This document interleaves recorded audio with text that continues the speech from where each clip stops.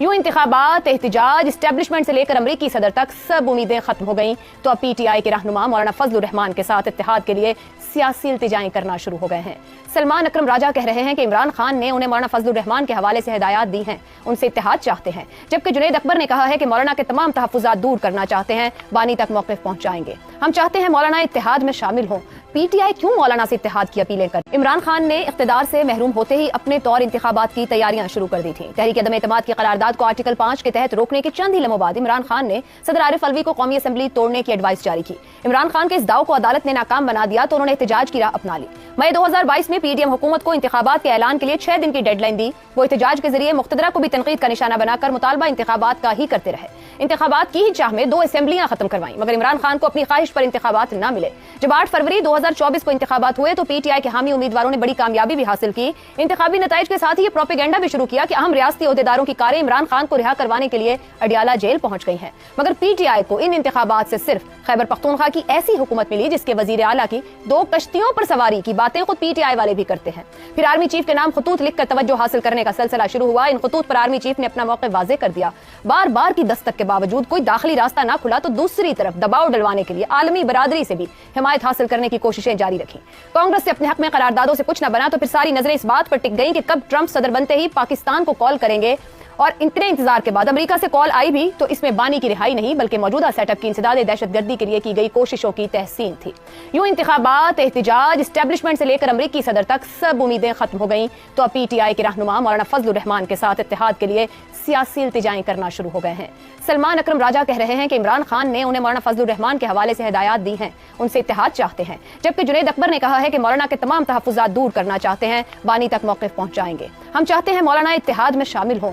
PTI क्यों मौलाना से इत्तेहाद की अपीलें कर रही है? PTI ईद के बाद हुकूमत मुखालिफ एहतजाज करने के मंसूबे बना रही है। इमरान खान के जेल जाने के बाद उसने सोलो फ्लाइट बुनियादों पर जितने भी एहतजाज किए वो नाकाम रहे हैं।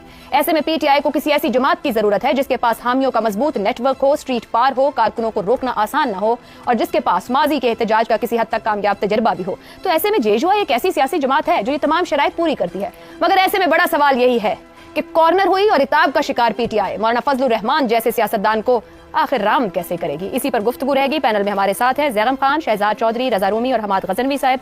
प्रोग्राम का सवाल आप सभी के लिए। PTI की मौलाना फजलुर रहमान से इत्तेहाद की इल्तिजाएं, इंतखाब से एहतजाज तक, पाकिस्तानी एस्टेब्लिशमेंट से अमरीकी सदर तक, पिलर टू पोस्ट, बानी के सब ऑप्शंस नाकाम। क्या मौलाना के साथ इत्तेहाद आखिरी ट्रम्प कार्ड? रजा रूमी साहब, अगर अब तक जितनी स्ट्रेटेजीज इख्तियार की गई हैं पॉलिटिकली पिछले 2.5-3 साल में उन्होंने मुश्किल बढ़ाई और नुकसान किया है, क्या मौलाना बानी PTI की वाहिद लाइफलाइन रह गए हैं या फिर कोई और ऑप्शन भी मौजूद है? या रीथिंक की भी बात हुई और स्ट्रेटेजी चेंज की भी, मगर उनको किसी भी स्ट्रेटेजी ने फायदा नहीं दिया अभी तक? आयशा, सब कुछ तो कह दिया ज़ैगम खान साहब ने, हमाद साहब ने। मुझे समझ नहीं आ रही कि मैं व्हील रीइन्वेंट करें आप।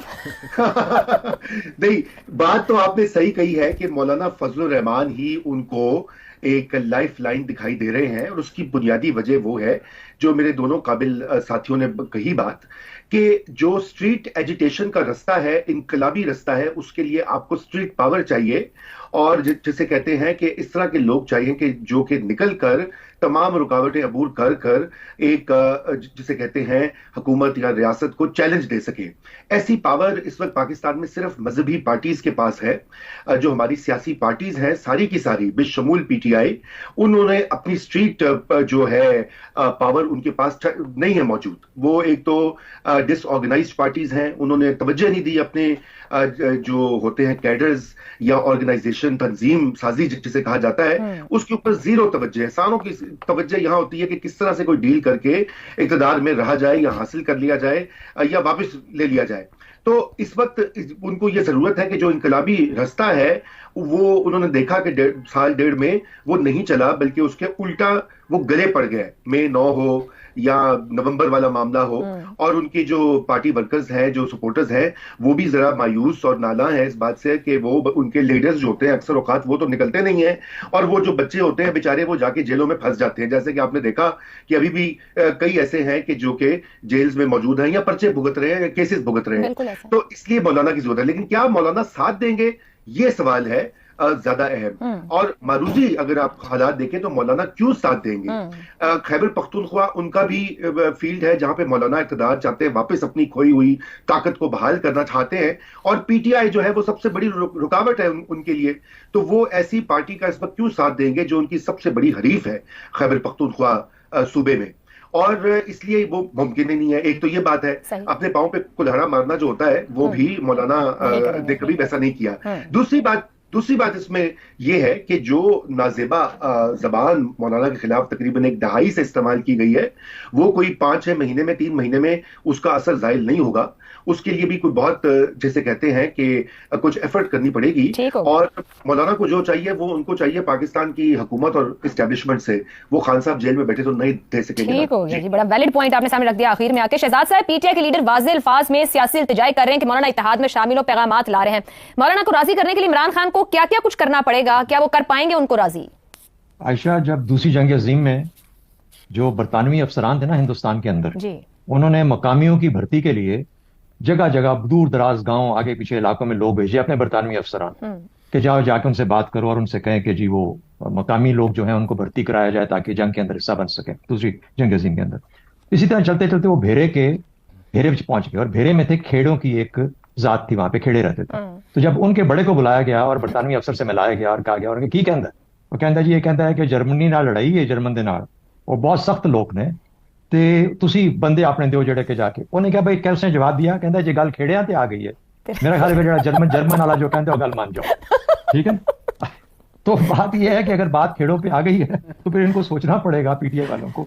अब देखिए ट्रंप कार्ड की बात है, आपने कहा ट्रंप कार्ड का लफ्ज यूज किया, इतने बड़े ट्रंप कार्ड थे तो अपना कुछ कर लेते ये मौलाना फजलुर रहमान साहब। इसका मतलब ना ये खुद ट्रंप कार्ड है ना मौलाना फजलुर रहमान ट्रंप कार्ड। हाँ, अगर ये मिलकर समझते हैं कि ट्रंप कार्ड बन सकते हैं तो इसका मतलब ये हुआ कि पीटीआई के अंदर अपने अंदर कुछ दमखम नहीं है, सेकंड टियर लीडरशिप या जो इस वक्त अब लीडरशिप है, इसलिए मौलाना फजलुर रहमान को सामने लाना चाहते हैं ताकि ये उनकी पार्टी को भी लीड करें। हासिल क्या करना चाहते हैं? हासिल यही कर सकते हैं ना इस तरह की स्ट्रीट एजुकेशन के साथ कि ये बानी की रिहाई हो जाए और उसके बाद इलेक्शन जल्दी हो जाए। अब मुझे बताइए, जो निजाम कायम हुआ है ये बानी की पीटीआई और जल्दी इलेक्शन के लिए कराया गया है ये निजाम? ये तो निजाम ऐसे ही रहेगा ना। ये दोनों चीजें तो नहीं होने वाली, तो फिर मुझे नहीं समझ आती कि ये हासिल क्या करना चाहिए। नहीं, मगर फिर इतनी दरखास्तें क्यों कर रहे हैं शहजाद साहब? पिछले 3-4 दिन से जोर इस बात पर है, क्या इसके अलावा कोई ऑप्शन नहीं बचा है? मौलाना वाहिद ऑप्शन है पीटीआई के सर्वाइवल के लिए इस वक्त। मेरा ख्याल है कि क्या सर्वाइवल क्या करेगा, मौलाना क्या सर्वाइव करा सकते हैं? वो बानी पीटीआई को रिहा करवा लेंगे। मैं बार बार एक ही बात कर रहा हूँ ना, बानी पीटीआई को रिहा करवाएंगे मौलाना फजलुर रहमान, या उनके जोर की वजह से या इन सबके मिलकर कोई इलेक्शन जल्दी हो जाएंगे। तो ये निजाम जो कायम किया गया है किसी मकसद के लिए कायम किया गया है, एक पूरा टेन्योर बराबर करना है। 2029 में क्या चीजें पीटीआई के लिए लाजिम है कि उनकी जो सियासी तंजीम, अपनी पार्टी की तंजीम है, वो कितनी मुत्तहिद और कितनी मजबूत है, पहली बात। दूसरी बात, जो सूबा उनके जिम्मे आया है, जो बहुत क्रिटिकल सूबा है, वहां पे उनकी किस किस्म की गवर्नेंस है। और तीसरी, जो पीटीआई अपना पार्लियामेंट के अंदर रोल है, वो कितना पाल किरदार अदा कर सकती है। तो अगर इनको समझ हो तो 2029 की तैयारी करें और उसकी बुनियाद ये चीजें होनी चाहिए, ना कि मौलाना फजलुर रहमान जो खुद अपना भी कुछ नहीं कर सकते, इनका क्या करें।